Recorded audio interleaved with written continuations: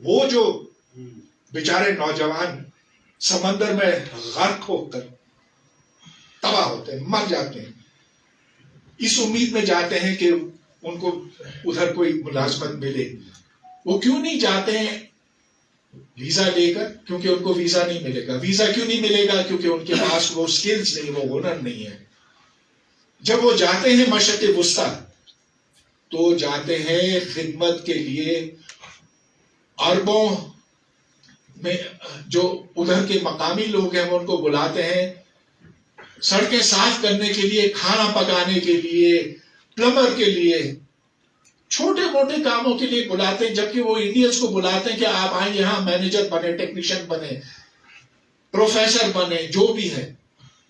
پچھلے سال جو ورک ویزاز دیے گئے تھے پاکستانیوں کو، 80% ڈرائیوری ویزا تھے۔ ایسے اچھلیں گی، ان کی آنکھوں میں خون آ جائے گا، مگر انسانیت کا رستہ یہی ہے۔ پھر جو سلطان صاحب نے بات کی، میں اس کو تھوڑا سا آگے بڑھانا چاہتا ہوں۔ پاکستان سارے پاکستانیوں کے لیے، یہ پنجاب کے لیے نہیں ہے۔ یہ پاکستان ہے، پنجابستان نہیں ہے۔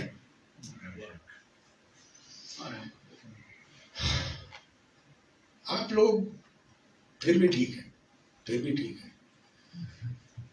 جائیں بلوچستان، ادھر ہر ٹیلے پہ، ہر پہاڑ پہ مشین گن روڈ کی طرف، آپ کی طرف ان کی نالیاں دکھائی دیتی ہیں۔ کہ تم کہاں سے ہو؟ ان کا جواب یہ ہوتا ہے، جو ڈٹر ہوتے ہیں، دبنگ ہوتے ہیں، آپ کہاں سے؟ مگر دیکھیے کم ہی لوگ اس طرح کی ہمت کر سکتے ہیں، کیونکہ ان کے پاس بندوق ہے، ہمارے پاس نہیں ہے۔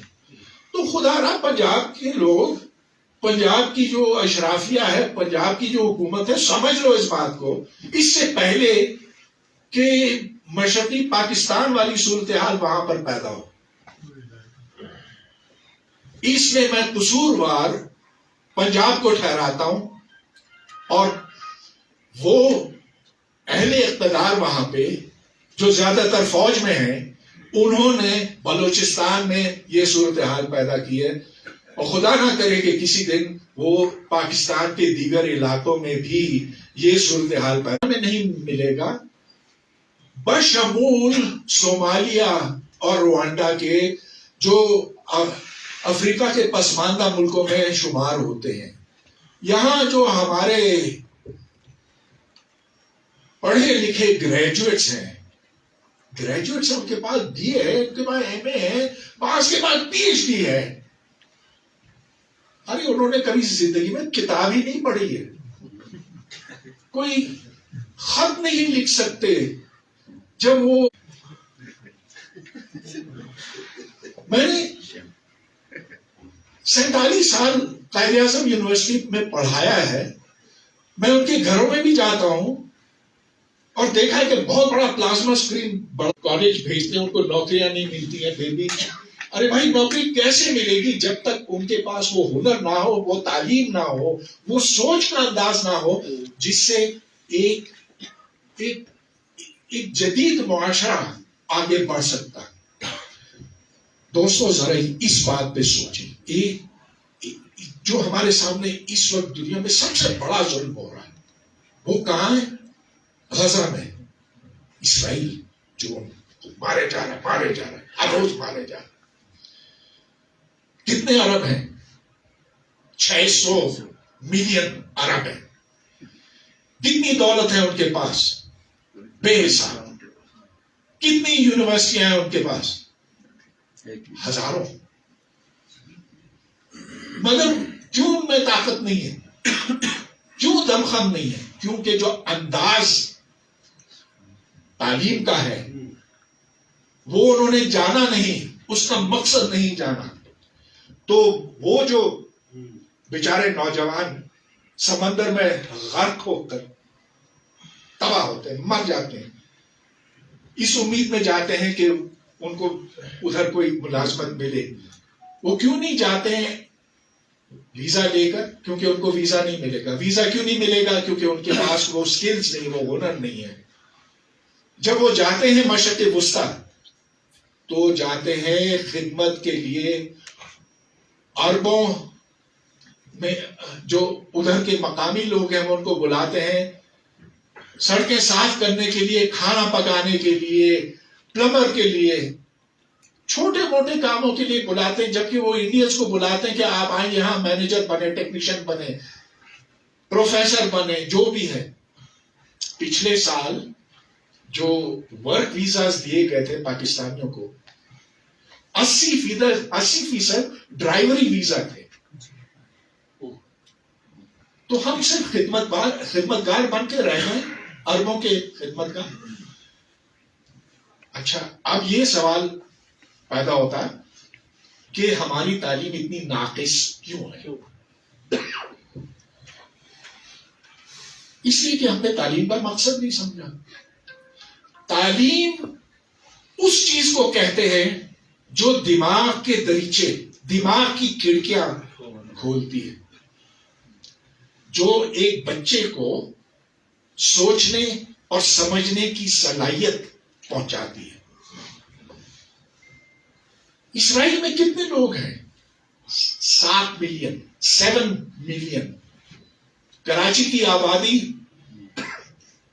22 ملین 23 ملین, یعنی کہ آپ 3 اسرائیل کراچی کے اندر فٹ کر سکتے ہیں. مگر کیونکہ ان کی جو تعلیم, ان کی جو تربیت, ان کا جو سائنسی انداز فکر ہے, اس نے اپنے مخالفین کو زیر کر دیا. اب دیکھیے لیبنان میں کیا ہوا, وہ جو پیجر کا آپ نے سارا قصہ سنا نا بھائی, کیا چالاکی یہ جو چھوٹے موبائل فون ہیں ایسے. اچھا, اس کے اندر انہوں نے فٹ کیا ہے بارود. تو اتنے سے چھوٹے فون کے اندر آپ سوچیں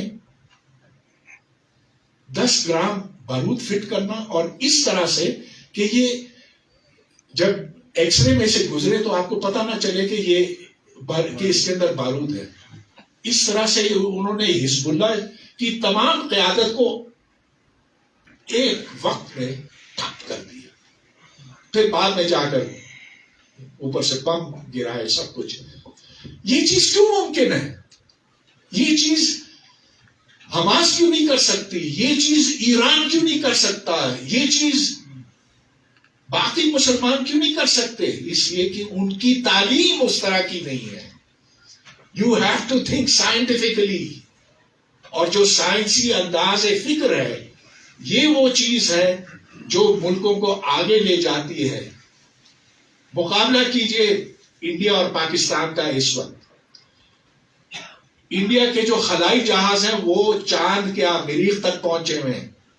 ہمارا ایک جو چھوٹا سا سیٹلائٹ تھا, 2 چھوٹے سے سیٹلائٹ تھے, وہ بھی چائنیز نے اپنے راکٹ پر اوپر پھینکا, چلو ایک چاند کے گرد پہنچ گیا.